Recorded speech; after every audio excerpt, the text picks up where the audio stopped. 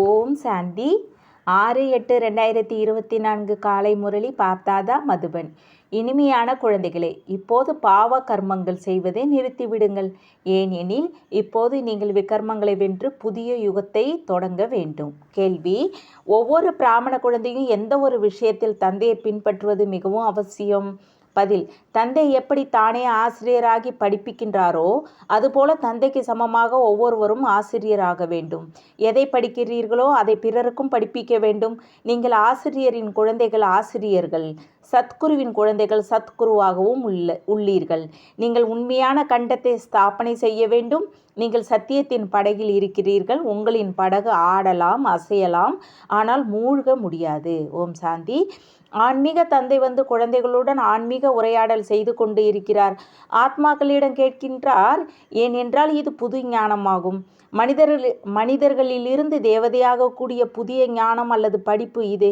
இதை உங்களுக்கு படிப்பிப்பவர் யார்? ஆன்மீக தந்தை பிரம்மாவின் மூலமாக குழந்தைகளாகிய நமக்கு படிப்பிக்கின்றார் என்பதை குழந்தைகள் அறிவீர்கள். இதை மறக்கக்கூடாது.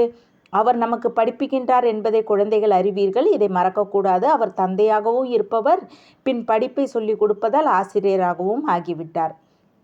நாம் படிப்பதே புதிய உலகத்திற்காக என்பதையும் நீங்கள் அறிவீர்கள். ஒவ்வொரு விஷயத்திலும் நிச்சயம் இருக்க வேண்டும். புதிய உலகிற்காக படிப்பிப்பவர் தந்தைதான் ஆவார். முக்கியமான விஷயமே தந்தையினுடையதாகும். தந்தை பிரம்மா மூலமாக நமக்கு இந்த கல்வி அறிவை கொடுக்கின்றார். யார் மூலமாக கொடுப்பார் அல்லவா? பகவான் பிரம்மாவின் மூலமாக ராஜயோகம் கற்று தருகின்றார் என்று பாடப்பட்டுள்ளது. பிரம்மாவின் மூலமாக ஆதி சனாதன தேவி தேவதா தர்மத்தை ஸ்தாபனை செய்கிறார். அந்த தேவி தேவதா தர்மம் இப்போது இல்லை. இப்போது இருப்பதே கலியுகமாகும். எனவே சொர்க்கம் ஸ்தாபனை ஆகி கொண்டு இருக்கின்றது என்று நிரூபணம் ஆகிறது. சொர்க்கத்தில் தேவி தேவதா தர்மத்தினர் மட்டுமே இருப்பர். மற்ற இவ்வளவு தர்மங்கள் அனைத்தும் இருக்க போவதே இல்லை. அதாவது அழிந்துவிடும். ஏனென்றால் சத்தியுகத்தில் வேறு எந்த தர்மமும் இருக்கவில்லை. இந்த விஷயங்கள் குழந்தைகளாகிய உங்கள் புத்தியில் இருக்கின்றன. இப்போது பல தர்மங்கள் இருக்கின்றன. இப்போது தந்தை மீண்டும் நம்மை மனிதர்களிலிருந்து தேவதைகளாக ஆக்குகின்றார். ஏன் என்றால் இப்போது சங்கம யுகம் உள்ளது. இது மிகவும் புரிய வைப்பதற்கு எளிதான விஷயமாகும். திரிமூர்த்தி படத்திலும் காட்டுகிறோம், பிரம்மாவின் மூலம் ஸ்தாபனை என்று. எதனுடையது ஸ்தாபனை? கண்டிப்பாக புதிய உலகத்தினுடையதாகத்தான் இருக்கும். பழைய உலகினுடையதாக இருக்காது. புதிய உலகில் இருப்பவர்கள் தெய்வீக குணங்கள் நிறைந்த தேவதைகள் என்ற நிச்சயம் குழந்தைகளுக்கு உள்ளது. ஆக நாமும் கூட இல்லற விஷயங்களில் இருந்தபடி தெய்வீக குணங்களை தாரணை செய்ய வேண்டும். முதலாக காமத்தின் மீது வெற்றி பெற்று நிர்விகாரிகளாக ஆக வேண்டும். நேற்று இந்த தேவி தேவதைகளுக்கு முன்பாக சென்று நீங்கள் சம்பூர்ண நிர்விகாரி, நாங்கள் விகாரிகள் என்று சொல்லிக் கொண்டும் இருந்தீர்கள். தம்மை விகாரிகளாக உணர்ந்து கொண்டு இருந்தீர்கள். ஏன் என்றால் விகாரத்தில் சென்று கொண்டு இருந்தீர்கள். இப்போது நீங்களும் கூட இப்படிப்பட்ட நிர்விகாரிகளாக ஆக வேண்டும் என்று தந்தை சொல்கிறார். தெய்வீக குணங்களை தாரணை செய்ய வேண்டும். காமம், கோபம் முதலான விகாரங்கள் இருந்தது என்றால் தெய்வீக குணங்கள் என்று சொல்ல மாட்டோம். விகாரத்தில் செல்வது, கோபம் கொள்வது இவை அசுர குணங்கள் ஆகும். தேவதைகளிடம் பேராசை இருக்குமா என்ன? அங்கே 5 விகாரங்கள் இருப்பது இல்லை. இது ராவணனின் உலகம் ஆகும். ராவணனின் பிறவி திரேதா மற்றும் துவாபர யுகத்தின் சங்கமத்தில் ஏற்படுகிறது. இந்த பழைய உலகம் மற்றும் புதிய உலகத்தின் சங்கமம் இருப்பது போல அதுவும் ஒரு சங்கமம் அல்லவா? இப்போது ராவண ராஜ்யத்தில் துக்கம் இருக்கிறது, நோய் இருக்கிறது. இது ராவண ராஜ்யம் என்றே அழைக்கப்படுகிறது. ராவணனை வருடந்தோறும் எரிக்கின்றனர். வாம மார்க்கத்தில் செல்வதால் விகாரிகளாகி விடுகின்றனர். இப்போது நீங்கள் விகாரமற்றவர் ஆக வேண்டும். இங்கேதான் தெய்வீக குணங்களை தாரணை செய்ய வேண்டும். யார் எப்படிப்பட்ட கர்மத்தை செய்கின்றாரோ அப்படிப்பட்ட பலனை அடைகின்றார். குழந்தைகள் இப்போது எந்த விகர்மமும் செய்யக்கூடாது. ஒருவர் ராஜா, விகர்மசித், விகாரத்தை வென்றவர். மற்றவர் ராஜா, விக்ரமம், விகாரி. இது விக்ரமனின் காலம், அதாவது ராவனுடைய விகாரிகளின் காலமாக உள்ளது. இதை யாரும் புரிந்து கொள்வதில்லை. கல்பத்தின் ஆயுளை பற்றியும் யாருக்கும் தெரியாது. உண்மையில் தேவதைகள் விக்ரமஜித், விக்ரமங்களை வென்றவர்களாக இருப்பவர்கள். 5000 வருடங்களில் 2500 வருடங்கள் ராஜா விக்ரமனுடையது, 2500 வருடங்கள் ராஜா விக்ரமாஜித்தினுடையது. பாதி விக்ரமத்தினுடையதாகவும் அந்த மனிதர்கள் சொல்கிறார்கள். ஆனால் எதுவும் தெரியாது. விக்ரமஜித்தின் காலம் 1ஆம் வருடத்திலிருந்து தொடங்குகிறது என்று நீங்கள் சொல்வீர்கள். பின் 2500 வருடங்களுக்கு பிறகு விக்ரமனுடைய காலம் தொடங்குகிறது. இப்பொழுது விக்ரமனின் காலம் முடிய போகிறது. மீண்டும் நீங்கள் விக்ரமாஜித் மகாராஜா மகாராணி ஆகி கொண்டே இருக்கிறீர்கள். அப்படி ஆகிவிடும்போது விக்ரமாஜித் ஆண்டு காலம் தொடங்கிவிடும். இவை அனைத்தையும் நீங்கள்தான் அறிவீர்கள். பிரம்மா ஏன் அமர்த்தப்பட்டுள்ளார் என்று உங்களை கேட்கின்றார். அட, உங்களுக்கு இவரிடம் என்ன வேண்டியிருக்கிறது? எங்களுக்கு படிப்பிப்பவர் இவர் பிரம்மா அல்ல. நாங்கள் சிவபாபாவிடம் படிக்கிறோம். இவரும் அவரிடம்தான் படிக்கிறார். படிப்பவரோ ஞானக்கடல் ஆவார். அவர் விசித்திரமானவர். அவருக்கு சித்திரம், அதாவது உடல் இல்லை. அவர் நிராகாரமானவர் என்றுதான் அழைக்கப்படுகிறார். அங்கே பரந்தாமத்தில் அனைத்து நிராகார ஆத்மாக்களும் இருக்கின்றன. பிறகு இங்கே வந்து சாகாரின் உடலில் இருப்பவர்கள் ஆகின்றனர். பரமபிதா பரமாத்மாவை அனைவரும் நினைவு செய்கின்றனர். அவர் ஆத்மாக்களின் தந்தை ஆவார். லௌகீக தந்தை பரம என்ற வார்த்தையில் கூறுவதில்லை. இவை புரிந்து கொள்ள வேண்டிய விஷயங்கள் அல்லவா? பள்ளிக்கூடங்களின் படிப்பு மீது கவனம் கொடுக்கின்றார். ஏதாவது பதவி அடையும் போது வக்கீலான பிறகு படிப்பு நின்று விடுகிறது. வக்கீலான பிறகு அவர் படிப்பை படிக்க மாட்டார். படிப்பு முடிந்து விடுகிறது. நீங்களும் தேவதைகளாகிவிட்டால் பிறகு படிக்க வேண்டிய அவசியம் இல்லை. தேவதைகளின் ராஜ்யம் 2500 வருடங்கள் நடக்கிறது. இந்த விஷயங்கள் குழந்தைகளாகிய நீங்கள் தான் அறிவீர்கள். பிறகு நீங்கள் மற்றவர்களுக்கு புரிய வைக்க வேண்டும். இதையும் சிந்தனையில் வைக்க வேண்டும். படிக்க வைக்கவில்லை என்றால் ஆசிரியராக எப்படி ஆக முடியும்? நீங்கள் அனைவரும் ஆசிரியர் ஆவீர்கள். ஆசிரியரின் குழந்தைகள் அல்லவா? எனவே நீங்களும் ஆசிரியர் ஆக வேண்டும். ஆக படிப்பிக்க எத்தனை ஆசிரியர்கள் தேவை? எப்படி தந்தை ஆசிரியர் சத்குருவாக இருக்கிறாரோ அப்படி நீங்கள் ஆசிரியர் ஆவீர்கள். சத்குருவின் குழந்தைகள் சத்குரு ஆவீர்கள். அவர்கள் யாரும் சத்குரு அல்ல. அந்த குருவின் குழந்தைகள் குருவாக இருக்கின்றன. சத் என்றால் உண்மையானவர் என்ற அர்த்தம். சத்தியமான கண்டம் என்று பாரதம் அழைக்கப்படுகிறது. இது பொய்யான கண்டமாகும். சத்தியமான கண்டத்தை பாபா தான் ஸ்தாபனை செய்கிறார். அவர் உண்மையான சாயிபாபா ஆவார். உண்மையான தந்தை வருகிறார் என்ற போது போலிகளும் வெளிப்படுகின்றன. படகு ஆடலாம், புயல் வீசலாம், ஆனால் மூழ்காது என்று பாடலும் உள்ளதல்லவா? மாயையின் புயல்கள் நிறைய வரும் என்று குழந்தைகளுக்கு புரிய வைக்கப்படுகிறது. அவற்றை கண்டு பயப்படக்கூடாது. மாயையின் புயல்கள் வீசும் என்று சன்னியாசிகள் ஒருபோதும் சொல்ல மாட்டார்கள். படகை எங்கே கரை சேர்ப்பது என்பதே அவர்களுக்கு தெரியாது. பக்தியால் சத்கதி ஏற்படுவதில்லை என்பதை குழந்தைகளாகிய நீங்கள் அறிவீர்கள். கீழேதான் இறங்கியபடி செய்கின்றன. பகவான் வந்து பக்தர்களுக்கு பக்தியின் பலனை கொடுக்கின்றார் என்று சொல்கின்றார். கண்டிப்பாக பக்தி செய்யத்தான் வேண்டியுள்ளது. நல்லது. பக்தியின் பலனாக பகவான் என்ன கொடுப்பார்? கண்டிப்பாக சத்கதி கொடுப்பார் சொல்கிறார்கள். ஆனால் எப்போது, எப்படி கொடுப்பார் என்பது தெரியாது. யாரிடமாவது நீங்கள் கேட்டீர்கள் என்றால் இது அனாதி காலம் தொட்டு நடந்து வருகிறது என்று சொல்லி விடுவார்கள். பரம்பரையாக நடந்து வந்தது. ராவணனை எப்போதிலிருந்து எரிக்கத் தொடங்கினார்கள்? பரம்பரையாக என்று சொல்வார்கள். நீங்கள் புரிய வைத்தீர்கள் என்றால் இவர்களுடைய ஞானம் புதுமையாக உள்ளது என்று சொல்வார்கள். கல்பத்திற்கு முன்பு புரிந்து கொண்டவர்கள் உடன் புரிந்து கொள்வார்கள். பிரம்மாவின் விஷயத்தை விடுங்கள். சிவபாபாவின் ஜென்மமாகி இருக்கிறது அல்லவா? அதை சிவராத்திரி என்று சொல்கின்றனர். என்னுடைய இந்த ஜென்மம் தெய்வீகமானது மற்றும் அலௌகீகமானது என்று தந்தை புரிய வைக்கிறார். இயற்கையாக மனிதர்கள் எடுப்பது போன்ற பிறவி கிடைப்பதில்லை. ஏனென்றால் அவர்கள் அனைவரும் கற்பத்தில் ஜென்மம் எடுக்கின்றனர். சரீரதாரிகளாகின்றன. நான் கற்பத்தில் பிரவேசம் செய்வது இல்லை. இந்த ஞானத்தை பரமபிதா பரமாத்மா ஞான கடலை தவிர வேற யாரும் கொடுக்க முடியாது. ஞான கடல் என்று எந்த மனிதரும் சொல்லப்படுவது இல்லை. இந்த மகிமை நிராகாரருடையதாகும்.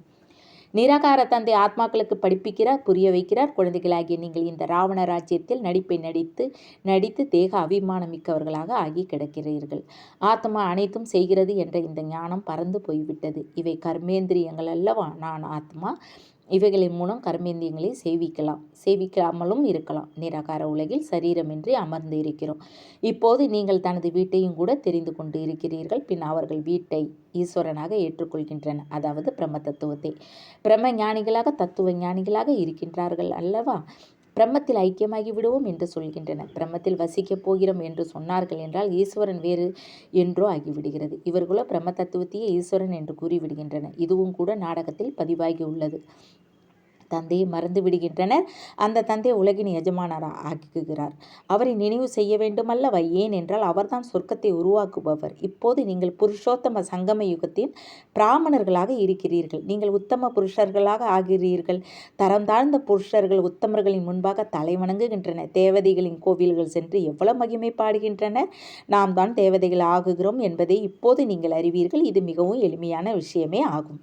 விராட ரூபத்தை பற்றியும் சொல்லியிருக்கிறார். விராட சக்கரம் அல்லவா? அவர்கள் வெறுமனே பாடுகின்றன. பிராமண, தேவத, சத்திரிய, லட்சுமி நாராயணர் முதலானவர்களின் படங்கள் இருக்கின்றன அல்லவா? தந்தை வந்து அனைத்தையும் சரிப்படுத்துகிறார். உங்களையும் கூட சரிப்படுத்தி கொண்டு இருக்கின்றார். ஏன் என்றால் பக்தி மார்க்கத்தில் பிறவிகளாக நீங்கள் செய்து கொண்டு வந்த அனைத்தும் தவறாகும். அதனால் தமோ பிரதானமாகிவிட்டீர்கள். இப்போது இருப்பதே சரியற்ற உலகமாகும். இதில் துக்கம்தான் உள்ளது. ஏன் என்றால் ராவண ராஜ்யமாக உள்ளது. அனைவரும் விகாரிகளாக உள்ளனர். ராவண ராஜ்யம் சரியற்றது. ராமனின் ராஜ்யம் சரியானது ஆகும். இது கலியுகம், அது சத்தியுகம். இதை புரிந்து கொள்ள வேண்டும் விஷயம் அல்லவா இது?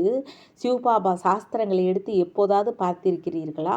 தனது ஞானத்தை தான் கொடுத்தார்.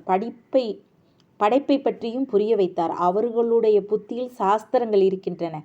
அவற்றை படித்து பிறருக்கு கூறுகின்றன. ஆக அனைவருடைய சுகத்தின் வள்ளல் ஒரு சிவபாபா ஆவார். அவரே உயர்விலும் உயர்வான தந்தை ஆவார். அவர் பரமபிதா பரமாத்மா என்று சொல்லப்படுகிறார். எல்லைக்கு அப்பாற்பட்ட தந்தை கண்டிப்பாக எல்லைக்கு அப்பாற்பட்ட ஆஸ்தியைத்தான் தருகிறார். 5000 வருடங்களுக்கு முன்பு நீங்கள் சொர்க்கவாசிகளாக இருந்தீர்கள், இப்பொழுது நரகவாசிகளாக இருக்கிறீர்கள். தந்தை ராமன் என்று சொல்லப்படுகிறார். சீதையை களவு கொடுத்த அந்த ராமன் அல்ல. அவர் ஏதும் சத்கதி வழங்கும் வள்ளல் அல்ல. அந்த ராமன் ராஜாவாக இருந்தார், மகாராஜாவாக கூட இருக்கவில்லை. மகாராஜா மற்றும் ராஜாவின் ரகசியம் கூட புரிய வைத்திருக்கிறார்.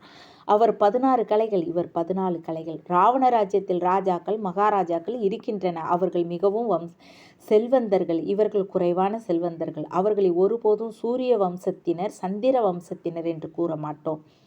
இவர்களில் செல்வந்தர்களாக இருப்பவர்களுக்கு மகாராஜாவின் பதவி கிடைக்கிறது, குறைவான செல்வந்தருக்கு ராஜாவின் பதவி கிடைக்கிறது.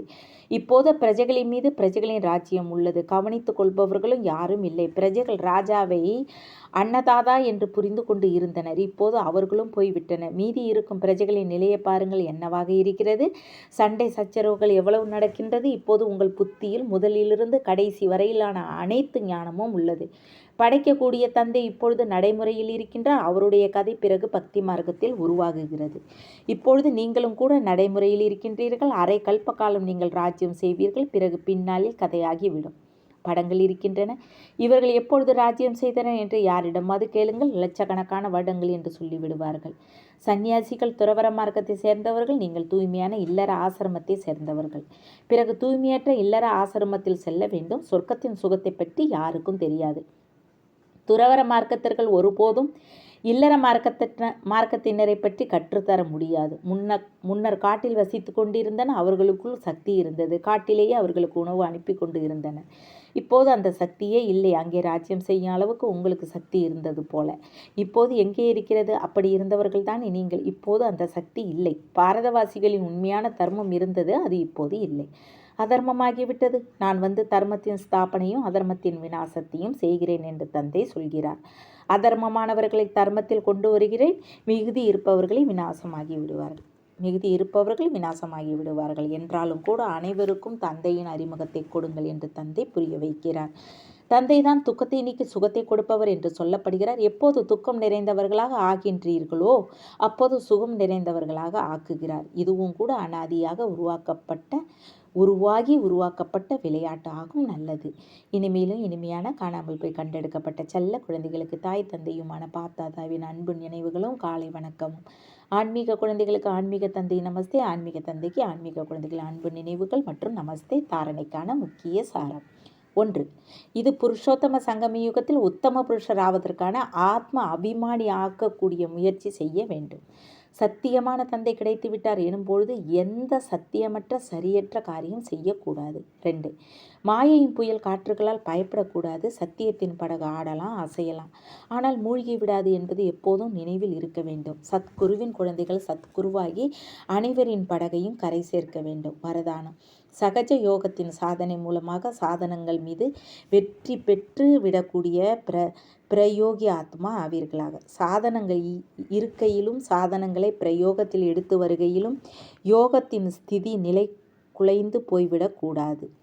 யோகியாக இருந்து பிரயோகம் செய்வது இதற்குத்தான் விலகி இருப்பது என்று கூறுவார்கள். சாதனங்கள் இருக்கையிலும் பெயரளவில் பற்றற்ற ரூபத்தில் இருந்து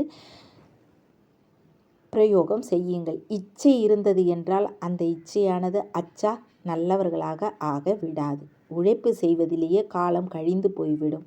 அந்த நேரத்தில் நீங்கள் சாதனையில் இருப்பதற்கான முயற்சி செய்வீர்கள். மேலும் சாதனங்கள் தன் பக்கம் கவர்ந்து இழுக்கும். எனவே பிரயோகி ஆத்மா ஆகிய சகஜ யோகத்தின் சாதனை மூலமாக சாதனங்கள் மீது, அதாவது இயற்கை மீது வெற்றி அடைபவர் ஆகுங்கள். ஸ்லோகன். சுயம் சந்தோஷமாக இருந்து அனைவரையும் சந்தோஷப்படுத்துவதே சந்துஷ்டமணி ஆவது ஆகும். ஓம் சாந்தி. தேங்க்ஸ் பாபா.